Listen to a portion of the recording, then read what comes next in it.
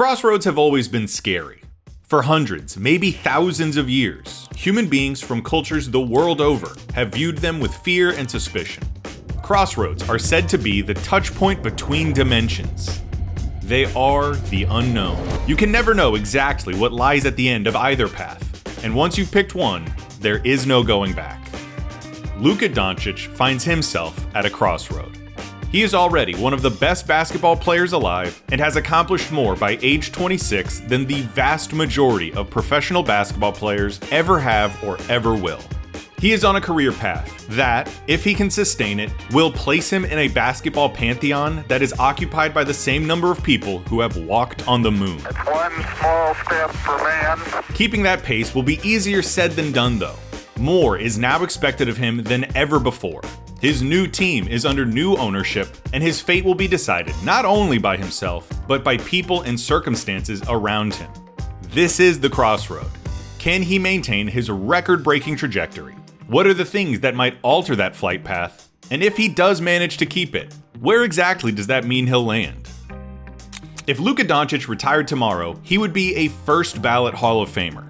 Yeah, he's only 26, but he is an offensive force of will that deserves every ounce of comparison to players like Larry Bird, Magic Johnson, and LeBron James that he has received thus far. His jumper is a threat anywhere inside half court. Fracking companies should take note on his ability to penetrate. No player has run a pick and roll so effectively since prime Chris Paul, and his start and stop, herky-jerky, fast-slow, drunk boxer style allows him to blow by defenders, then decelerate and draw fouls when they crash into him. Nobody, not even Riley Reid, is as good as Luka with a man behind them.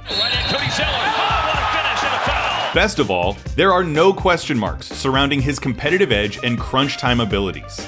The guy is a bona fide killer. Luka currently maintains the second highest playoff scoring average ever and had the highest scoring playoff debut ever. Only Kobe and Wilt have ever scored more points in a single game than he has, and starting at age 20, Doncic made 5 consecutive All-NBA first teams. Only about 20 NBA players have ever made more. And at age 24, he averaged 34, 9-9, and led a 50-win team to the NBA Finals. The synthesis of his basketball acumen can be described in just a few words. The best quality a superstar can have. He makes teams better. His job title is even shorter. A single word. Winner. Again, if he woke up tomorrow and decided to be a professional Overwatch player, leaving the rest of his basketball career on the table, he'd be one of the 50 best players ever. But in case you forgot, Luka's basketball future is still at that ominous crossroad. His conditioning and health has been a recurring worry. He's only played in 70 or more regular season games twice in his career.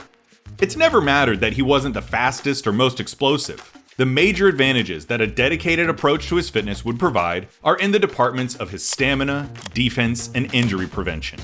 And while he is clearly in the best shape of his life, it's impossible to know if it's going to last. It's also, frankly, kind of the minimum expectation of a professional athlete with an average salary of over $50 million and access to world-class trainers and facilities. Not to mention his turnstile defense or his platinum lifetime membership card on the Wambulance.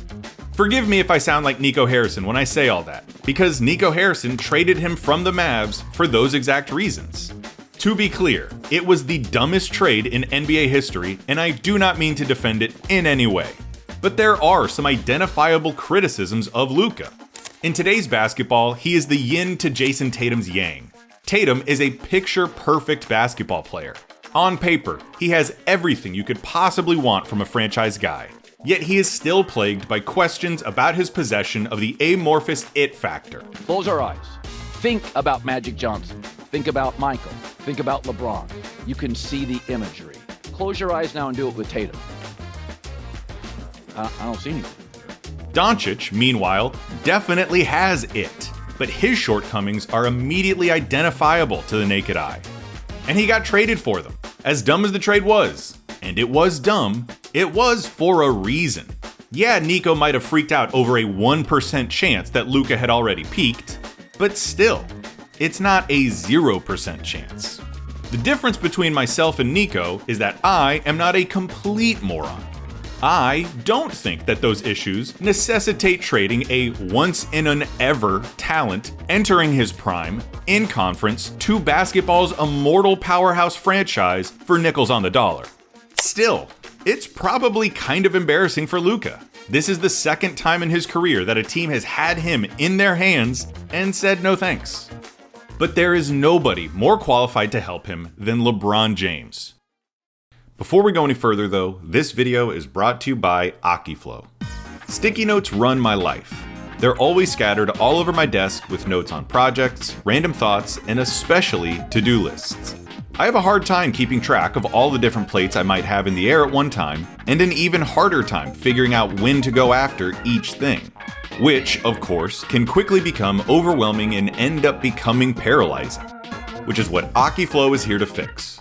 Akiflow is an intuitive, time-blocking platform that streamlines the task scheduling process, enabling users to maximize their productivity and make their work more efficient. It helps you figure out exactly what it is you need to do and how to go about doing it. It starts by capturing everything running through your mind, a brain dump that lets you get all of those tasks, goals, and deadlines out of your head and into something more concrete. One of my favorite parts is how you can then break down individual tasks into their requisite components and get a more complete idea of what you're trying to do. After that, it's just a matter of dragging and dropping them onto your schedule. Then you have a clear visualization of your time and can see the things you're actually getting done. When everything's scheduled, you don't end the day with that feeling of having worked all day and gotten nothing done. One of the biggest strengths of Akiflow is how it handles integration. Instead of checking 5 different apps to see what you're supposed to be doing, Akiflow pulls tasks from everywhere. Slack messages you need to follow up on, emails you flagged, reminders from your calendar, and organizes them into one single inbox. You're not switching tools or apps, you're not hunting down that one piece of information, and you're not losing work just because it lives somewhere else. So if you're tired of managing your tasks with memory or sticky notes, get started with Akiflow by going to akiflow.pro/Clayton. That's akiflow.pro/Clayton.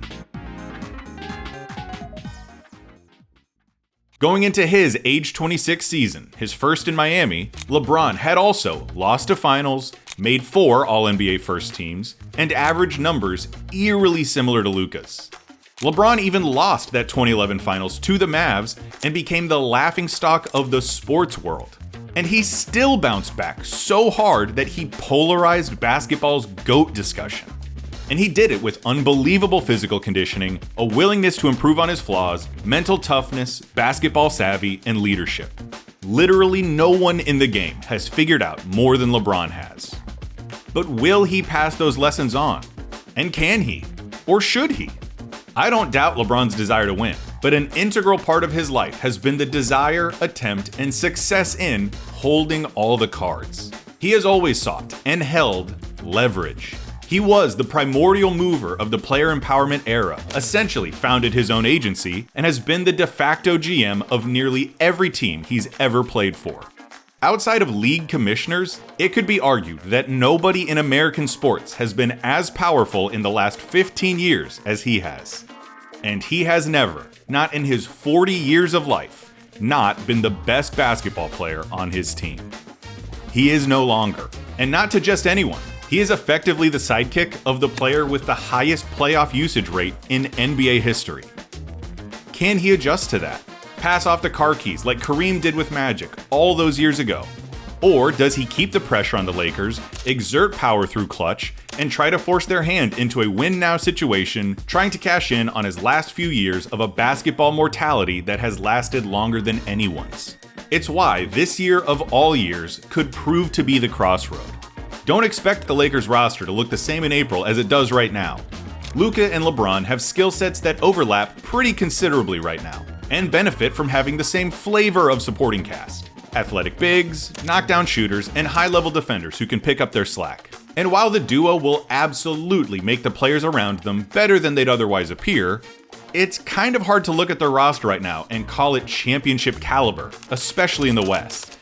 Sure, anything can happen in the playoffs, and they've both done more with less.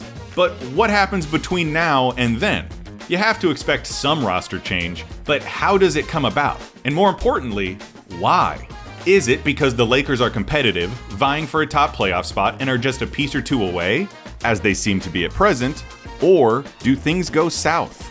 If this promising start to the season takes an ugly turn, we'll hear whispers about JJ's job security, get passive-aggressive tweets from LeBron and his camp, some leaked stories about the team and whose fault it is. We'll see a ton of bad body language and exasperated role players. And if it goes bad enough, we might even get a LeBron trade. It's just 1 year, and he has been terrific thus far. But the rest of the season, in a lot of ways, will set the expectations for the next act of Luka's career. The first step down one of these paths. And it stems from this anticipation for Luka to be even better. He is on such a singular, unprecedented pace, and is still so young that we expect him to continue at the rate he has. We're still waiting on that wire-to-wire, front-to-back, ass-kicking tour, the Luka season. And this has the potential to be it. Not because the roster around him is out of this world, but only because of his absolute brilliance, determined to prove the last pocket of doubters in existence, who happen to be his former employers, wrong. It's the only kind of thing that's going to keep the needle moving up. Like we've already established, he is an all-time great, in the flesh, current tense. At the risk of being ringsy, we start picking nits at the top. What starts differentiating players where he is are MVPs and titles. So if that's the case, realistically, where might Luka's vector lead? It could go nowhere. Luka could plateau. Nico could be right and he could just stop caring. However small a chance that is, there is still a chance that his best years are already behind him. The basketball equivalent of peaking in high school. He doesn't improve his endurance, he doesn't try any harder on defense, he still gets those nagging injuries. This worst case scenario would also include a power struggle with LeBron and a Laker front office who completely screws the pooch, committing long-term deals and exorbitant money to short-sighted ends in a narrow window. In this scenario, Luka never gets there. He doesn't fulfill his potential and toils away the rest of his career without much more to show for it. It'd be an all-time disappointment. He'd still be an all-time great alongside some awesome names in this scenario, like Clyde Drexler or Patrick Ewing or something like that, but reliving his career and talking about his greatness would have a tinge of sadness to it, a dream of what could have been that never quite goes away. But that's the worst case scenario, and easily the least likely to happen. Don't lose any sleep over it. Nico will not go down as a 5-dimension chess master. So what's on the low end of what's realistically possible? Maybe something like an MVP season, a couple more All-NBA teams, moving up the all-time leaderboards, but with no ring. It would be disappointing if he couldn't grab one, and he'd probably be in the conversation for the best player without one. Maybe the fitness and personal development goes his way, but the external factors never quite line up. He can't find the right running mate, can't get the breaks, and gets lost in the shuffle of insane talent in the West over the next several years. Maybe he could grab a ring at the tail end in a Jason Kidd or Gary Payton fashion, but I don't think it'd tip the scales all that much. For the purposes of this discussion in this video, we're talking about winning a ring as the guy. And if things go well, but he doesn't do that, I could see him settling somewhere in the company of guys like Barkley, CP3, or James Harden. Which obviously begs the question, what's on the high end of what's possible? What if Luka remains a fixture at the top of the league, more All-NBAs, All-Stars, and all that, plus an MVP or two, and wins a ring to go with all of it? We remember narratives as much as anything, and I don't think it's a stretch to say that Luka wants to win the breakup. Shit, I want him to win the breakup. A championship would validate him in an insane way. All this potential and promise realized at the top of the sport, emphatically damning Nico and the Mavs. Not only would it be an awesome story, it would allow Luka to cross the veil and escape the eternal sentence of bare fingers. Forever, he would be one of the haves instead of one of the have-nots. A few trophies and a ring would put him way up there, next to names like KG, Dirk, Moses, and Dr. J. Players who helped define entire eras of basketball and who are remembered in championship glory. But what if everything goes right? What if Luka gets it? He maintains his physical fitness, avoids injury, improves his stamina, and has more energy to expend on defense. He'll never make an all-defensive team, but he could get to the level of a Steph Curry, putting in enough effort to make up for it. What if LeBron does pull off a historic torch passing and gives Luka the answers to the test? What if the Lakers, under new ownership, can finally bring some stability and professionalism back to LA and take advantage of the fact that they're the fucking Los Angeles Lakers? They got LeBron basically because they're in LA, but Rob Pelinka is also really good at his job. First, he got Anthony Davis, and they won a title. Then he turned Anthony Davis into Luka. The hard part is done. The cornerstone is in place. The next step is to get the rest of the pieces slotted into the puzzle. The right running mate and the right guys around him. Luka will make anyone better. What if he gets the guys that will help make him the best? What if it all comes together and the Lakers continue this unimaginable run of superstars with Luka at their core? I think you already know the answer. Rings. Plural. Close your eyes and picture it. Luka and a superstar partner. 10 years of continued Laker dominance. Multiple finals trips and multiple titles. Shit, let's have a little fun with it for history's sake in this best case scenario. What if the Lakers beat the Celtics in the finals? A renewal of basketball's greatest rivalry, led by the successor of basketball's most famous franchise, and a chance for Luka to avenge his first championship loss. I mean, come on, how cool would that be? And of course, in this scenario, Luka triumphs and cements his name in the litany of Laker greats. Names like Shaquille O'Neal, Kobe Bryant, Wilt Chamberlain, Magic Johnson, Kareem Abdul-Jabbar, and LeBron James. It is in play, and might not even be that unlikely, that Luka Doncic goes down as one of the 10 greatest basketball players ever. Alright, so we've checked out all these potential trajectories, the places this crossroad could lead. My final verdict? I'd issue a hypoxia warning. I think this guy is going to go way up there, where the air gets thin. Not quite the best case scenario, but I'm feeling optimistic. I think the deck is in his favor, and that he is about to usher in a Laker renaissance. The only thing that's really holding me back is the insane amount of talent in the league right now. The Thunder seems set up to contend for a decade, and as far as superstars go, we're talking about some combination of Wemby, SGA, Jokic, Ant, Luka, all fighting over the conference for the next several years. There's just too much talent and too many question marks to put Luka that far out in front just yet. I don't mean this as a slight in any way, but I think it's more likely that Luka ends up as his generation's KD than it's Kareem. Lest we forget though, the future is ever changing. The Crossroads maintained their mystique, for better or for worse. No one really knows what's in store. But if I were Luka, based on everything he's done and all the things that are still possible, I'd be pretty excited. I would pack my bags for the long haul to the top.